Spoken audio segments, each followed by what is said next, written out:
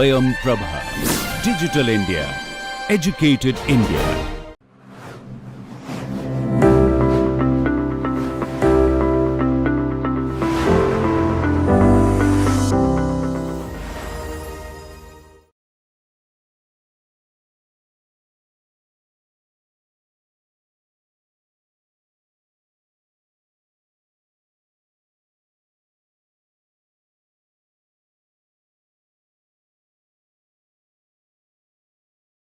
Welcome back, dear learners, to this course on architectural thesis. My name is Dr. Vishal Chettry and I am working as an assistant professor in the Department of Architecture, Planning and Design at IIT BHU Varanasi.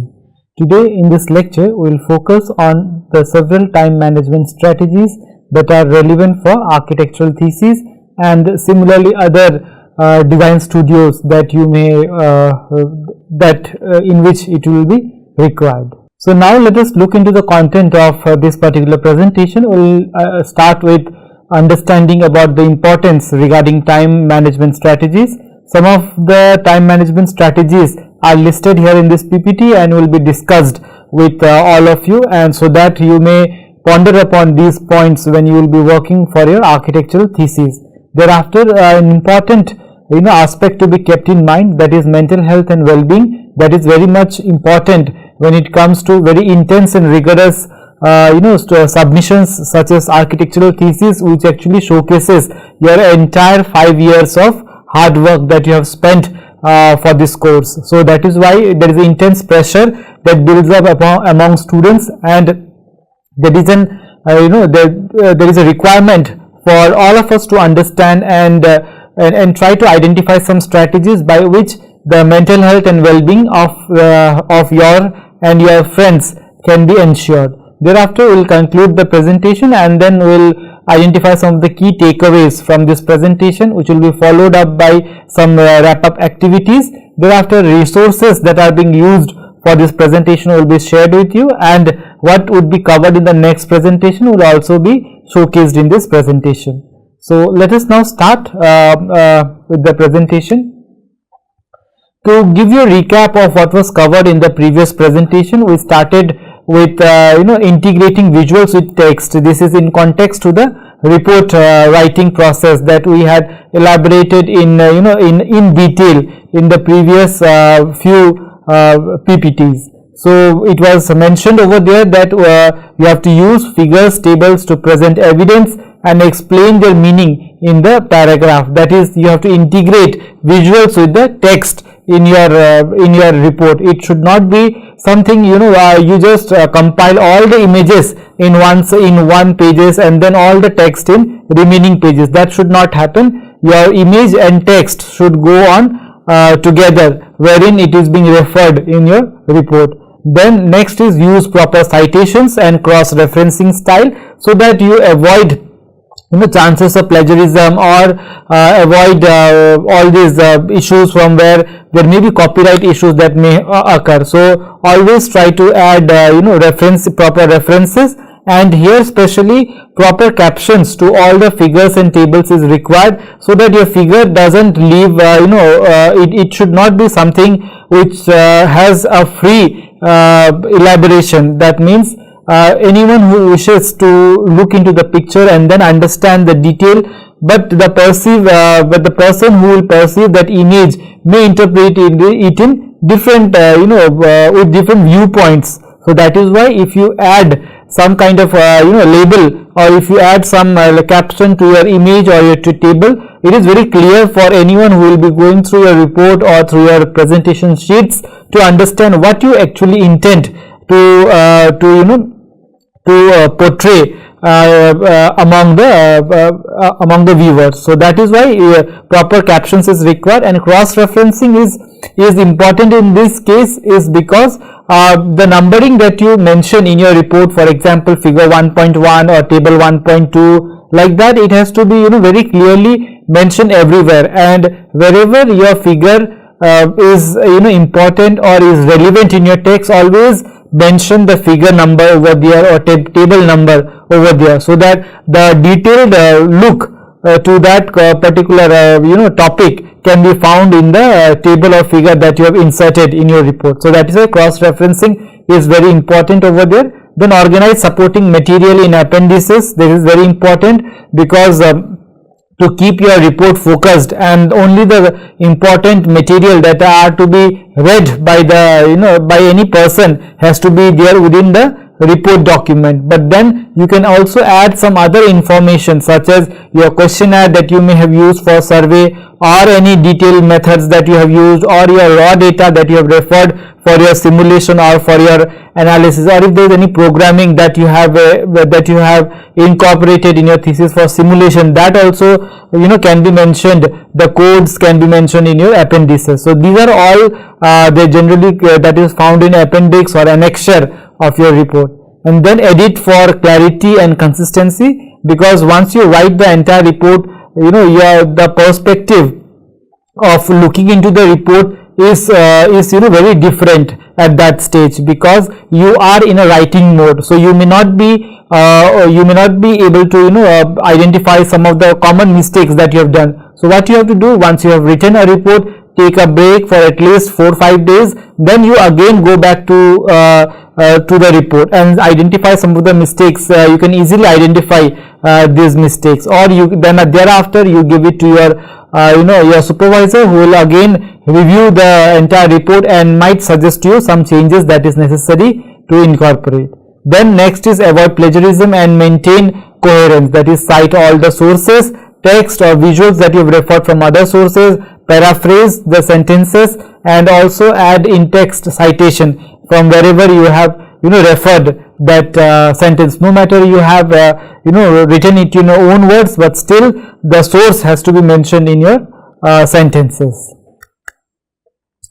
Then next aspect to be focused is the importance of time management strategies. So we all know that the thesis duration for the thesis is a very limited time that is allotted, that is either 4 or 3.5 months only. So within that time period you have to complete the entire work of single-handedly. So that is why time management strategies is very important to be followed in that case. So time management strategies are crucial for architectural thesis because it helps students to balance demanding project work and academic commitments and also their personal life. So it should not be the case that you are completely devoted towards the thesis and then you forget about your personal life, your health and well-being. So all these things has to be balanced. So or else you might suffer any serious complications during the work, or you may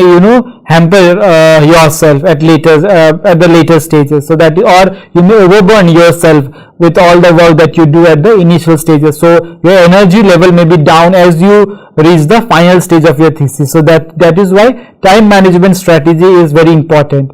Efficient time management strategy improves productivity, the quality of work, and reduces stress and ensures that the deadlines that are being set by the institute is being met by you and your friends. With effective strategies, students can prioritize critical tasks such as you will have different stages as it is elaborated in detail in the previous presentation. So all these you can understand and prioritize the task and devote time accordingly. And also along with thesis you may have some other subjects that may run parallelly in that semester. So to avoid all that, so that you don't suffer, you don't perform very very poor in all those remaining subjects. So that should also not happen. So you have to balance the time accordingly. So avoid last minute panic and maintain a healthy work-life balance. For this the time management strategies are very important.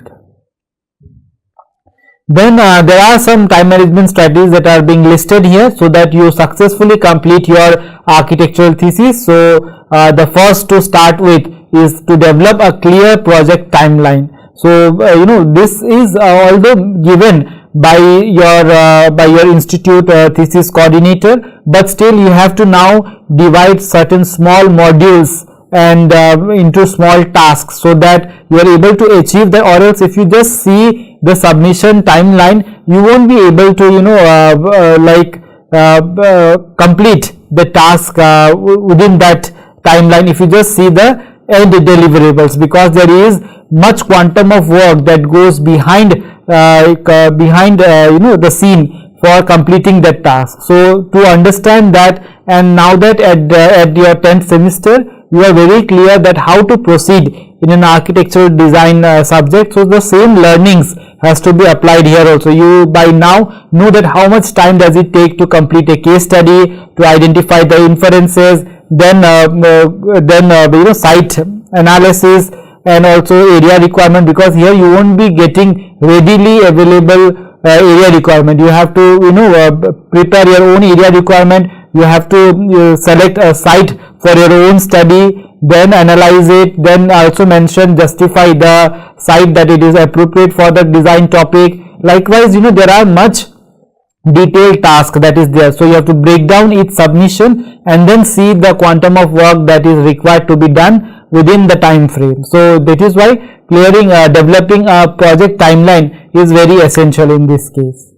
Then next is break down tasks and prioritize. That is what was explained also, that you have to not look into the submissions as a whole, that okay, at this stage you have to submit concept, then the next stage is developing preparing site analysis or case study analysis, or it may be submission for floor plans, maybe submission for elevation, but then you have to break down all these tasks into small modules and achievable tasks so that you are able to complete the work in a dedicated timeline. So daily and weekly list helps maintain focus and momentum. So daily small amount of work that you do daily for your thesis will add up to your add up to the submission that has to be done at the end of some certain timeline that is being set by the thesis coordinator. Then use time blocking and productivity technique, that is allocate specific blocks of time for different activities like research, design, and then writing using a digital or paper planner. Because if you try to break down the timing throughout the day, that okay, since you have progressed significantly in your thesis and you have reached till the concept stage, so whatever is being done till that stage, you try to prepare your sheets based on that, and then also add all those raw data or raw information in your report, then so that at the end your raw data is still ready in your report, so that you don't panic at the end that okay, I have not done anything related to report and now suddenly I have to start doing it and there is just 1 week left. So that should not be the case. Similarly, for your sheets, you should not work for work on the final sheet only just a day or 2 days before the submission. You have to work consistently. So whatever is being discussed with the supervisor, try to bring that in your sheet and then try to gradually develop and then revise and then prepare your sheet for the submission. So that is what is to be done. Then there is another technique that is called as Pomodoro technique, that includes 25 minutes work and 5 minutes break, so that you can enhance your concentration and avoid burnout of your energy. So that is what is generally suggested. Then next is regular review and feedback. Schedule regular meetings with your thesis advisor, supervisor, and faculty mentors for guidance and feedback. So seek peer support through study groups or accountability partners to stay motivated and share the advice. So all these discussions at regular stages is very essential, so that your progress is being monitored, and if there is any delay or if you are off track, your supervisor may help you bring back to the right track. So this is why regular review and feedback is essential for your work, or else if you present your work without any discussion, there are high chances that there will be a lot of mistakes that you may have done. So to avoid at least the common mistakes and some small errors, you should go for regular discussion with your supervisor, and rest is up to the jury panel and the members who will review your work. Match activities to energy levels, that is schedule demanding tasks like prioritize design critical thinking, since it requires too much of time. So you should devote that quantum of time for these things during the most productive hours like morning, afternoon or evening, depending on the internal energy peaks based on your working schedule. So when do you feel more energized, or when you feel you have you are refreshed and you have that much of momentum for the work. So then once you understand your energy level within you, then you try to do the demanding task at that period of time. Some may feel comfortable doing all these tasks during early morning, some may prefer doing it in the afternoon, or some may prefer during night. So it is completely up to you during which part of the day you feel comfortable doing which activity. So but you should complete the task as per the schedule that you have prepared. Then limit distractions and practice good office habits. Minimize interruptions, phone, social media and noise. Batch similar tasks together and delegate administrative or routine tasks when possible. Balance self-care and well-being. Schedule demanding tasks during the most productive hours so that you are able to complete the task in a timely manner. The next is organize and archive work efficiently. Use digital or physical organizers to keep track of reference materials, sketches, feedback and deadlines. Also, good office practice and workflow will help you save time and avoid last minute confusion. The other thing also to focus is always keep backup of your work, because you work in some softwares in a computer or in your laptop. Then there are some small chances that the system may not perform at the end, or there may be some virus issues that may come up, or the system may crash due to some issues. Then there are n number of possibilities related to a computer system which we are not dependent, which is generally less dependable because it is not in our hand. So that is why you have to always keep backup of your work in a separate hard drive and keep it free from any other virus and all those things. So that is why keeping a backup is very essential. Then the next thing to focus is regarding mental health and well-being during the thesis.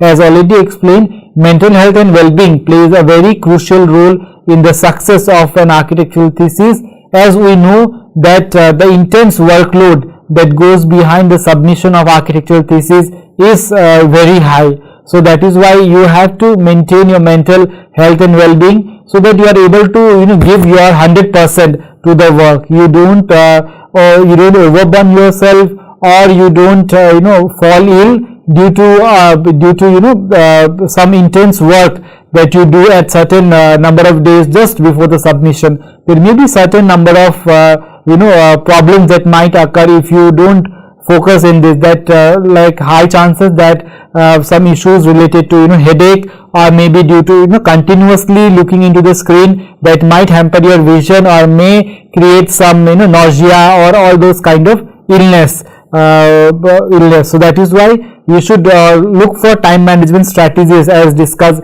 Take a small break, prioritize your work, and go for a small short walk in and around your hostel or your place of stay, so that you revitalize yourself and then come back and work again with full energy. Because also the work in the thesis demands a lot of creativity from you. So to be able to come up with that much of creativity, it is good that you focus on your mental health and well-being, and also stress that is associated with the process, because it's a very highly competitive process, and at each stage you are actually evaluated by your committee members. So that is why there is always that pressure that goes behind, okay, how much I am scoring at this stage, and then at the end that because of the performance that you have done in the past, your score in the thesis is suffering or is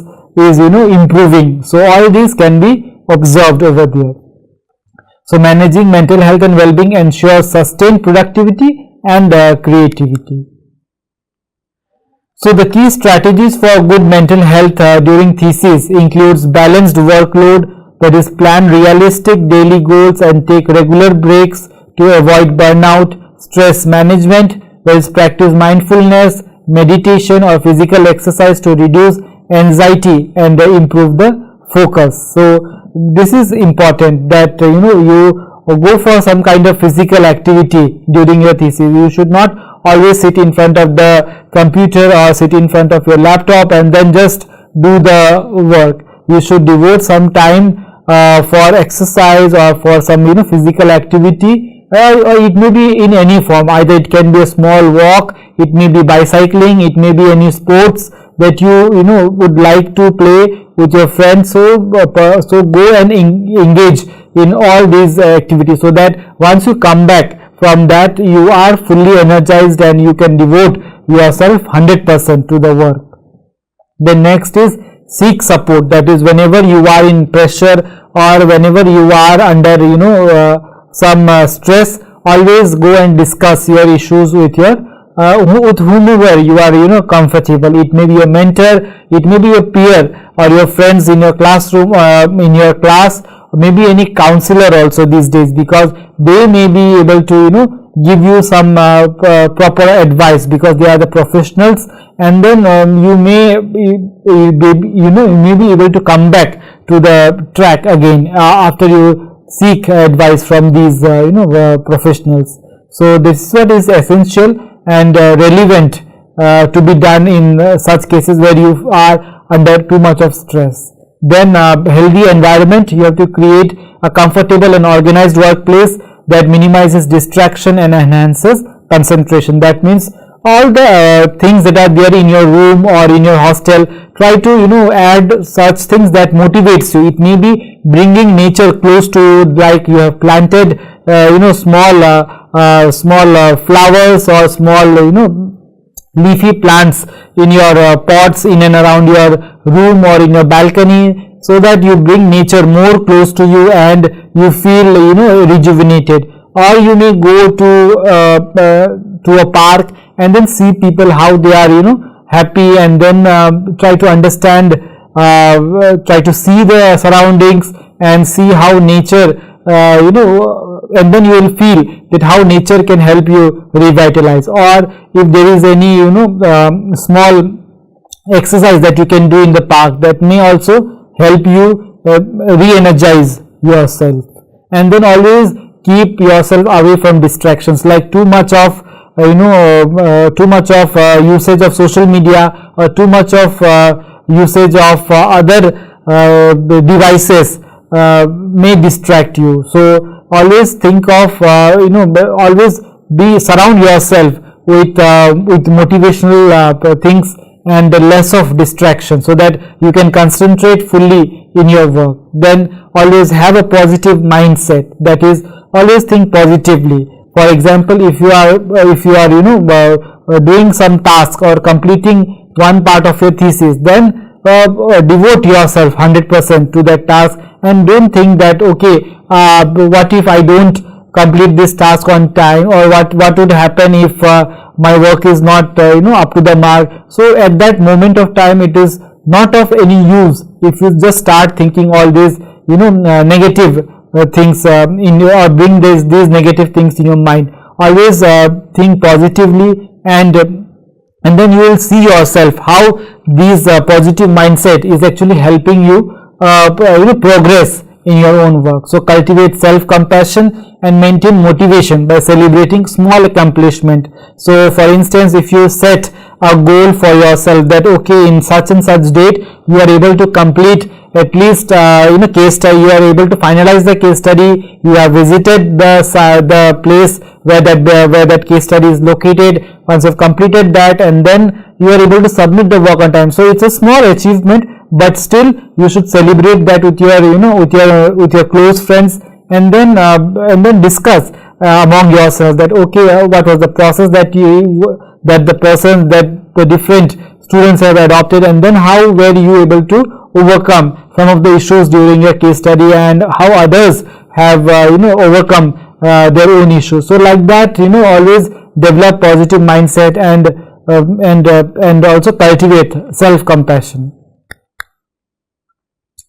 Then the first thing that was discussed is balanced workload. So that means plan realistic daily goals. So your goal should not be such that okay, in this week I will be able to complete all my I will be able to complete my floor plan as well as elevation and section. So that is highly unrealistic because you have other subjects also in this semester. So that is why you have to devote time to those subjects also. If there is any assignment, if there is any a quiz, or if there is any submission to be done for that subject, you have to prepare yourself and devote that much of time. So that is why always plan realistic daily goals. Take regular breaks, don't overburn yourself, maintain a consistent routine. The timetable that you have prepared for yourself, try to follow that.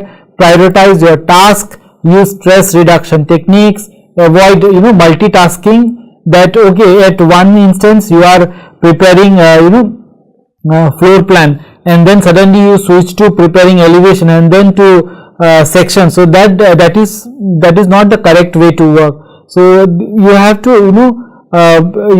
to like basically think of the task that has to be prioritized. So at this stage, if my floor plan is detailed, then only you should go to your other stages. Or at times it may happen that you may be preparing your floor plan, but then you just want to see how a concept is actually helping you to develop this floor plan to the elevation that you have thought of for the project. So then you might revise the drawing and then come back again and then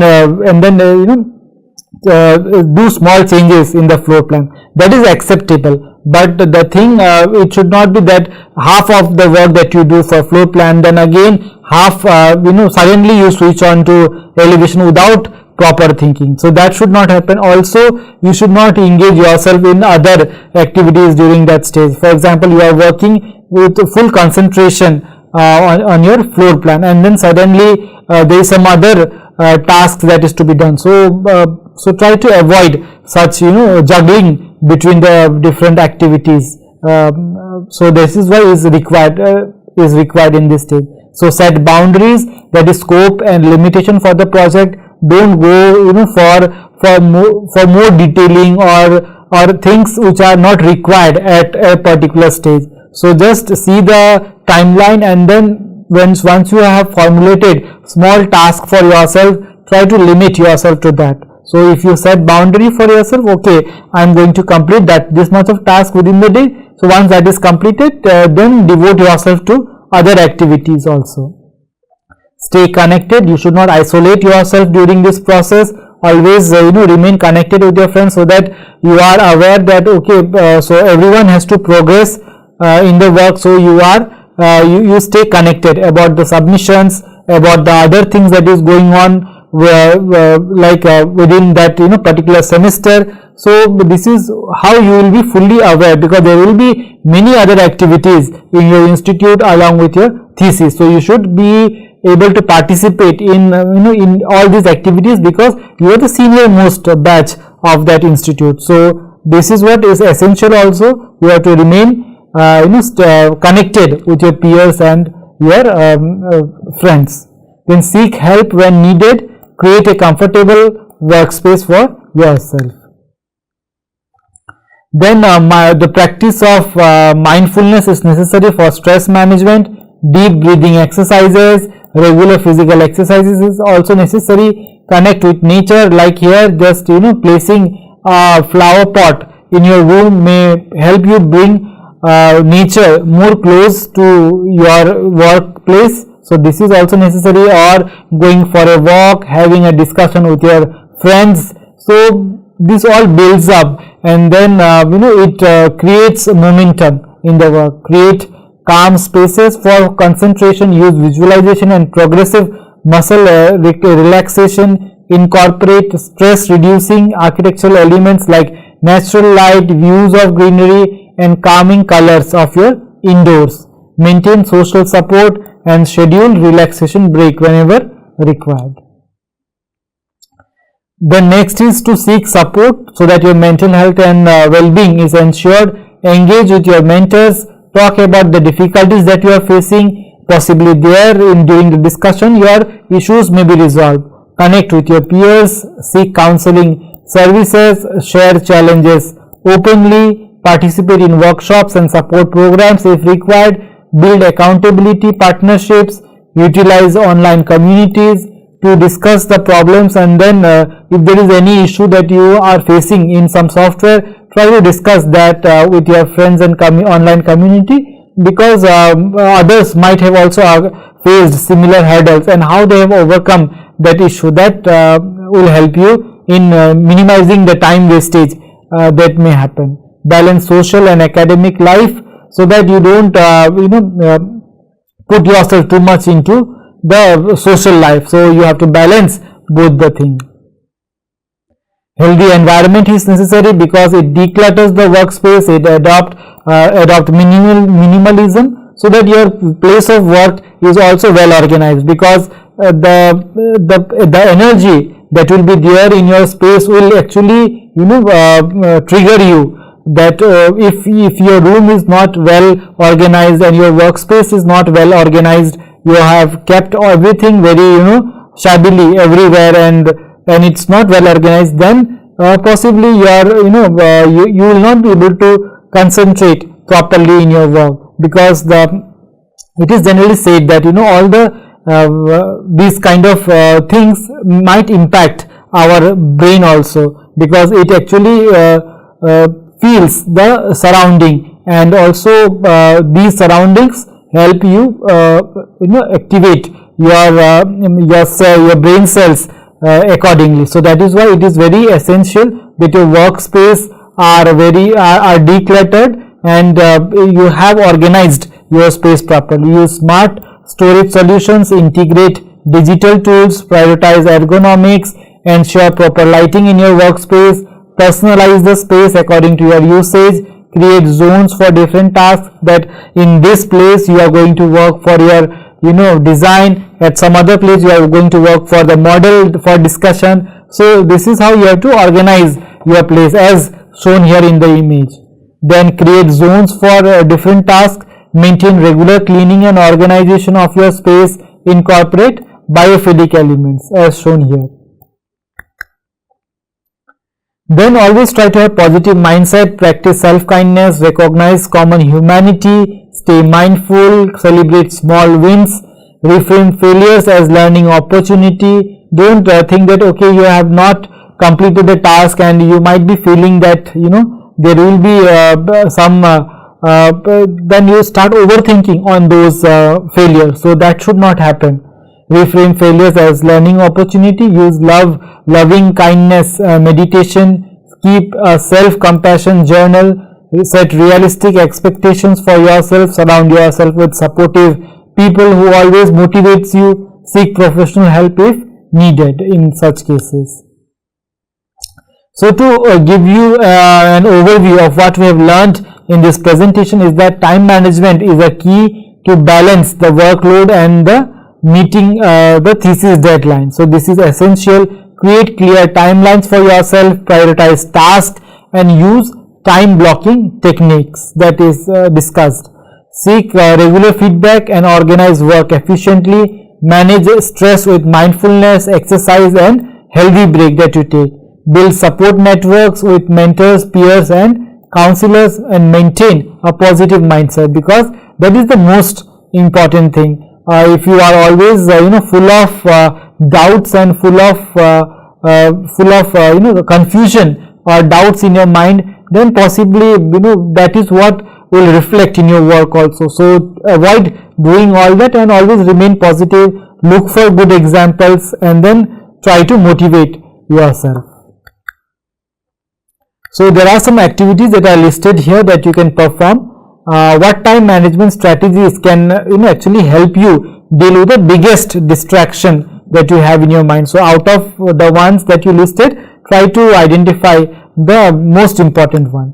Then which strategy would work best with personal comfort and energy level? Try to think on this also. And then what is that one habit which can be changed to improve the focus during your thesis work? So by now you may be able to judge yourself very objectively, that what are the good things in you and what are the bad things or bad habits in you. So to avoid those habits, what suggestions that I have listed just in few previous slides, out of that which one would be helping you to change and improve your focus in your thesis. So try to identify that aspect. Then these are some references that you can refer, and in our next presentation we will focus on some common challenges that one come across during the architectural thesis and how can we overcome those issues. Like challenges in architectural thesis, identifying the key obstacle is essential, recognizing issues such as topic selection and time management, skill gaps and feedback management, all these are common challenges, and how to overcome these challenges by exploring effective strategies that will be discussed, and some ways to overcome challenges like implementing structured workflows, seeking guidance from your mentor or peer, improving skills and maintaining adaptability throughout the thesis. So this is how you will be able to overcome the challenges. So with this I'd like to conclude my presentation, and I hope the learnings that have been shown to you regarding time management and maintaining your health and well-being will be very helpful for you during the architectural thesis. Thank you.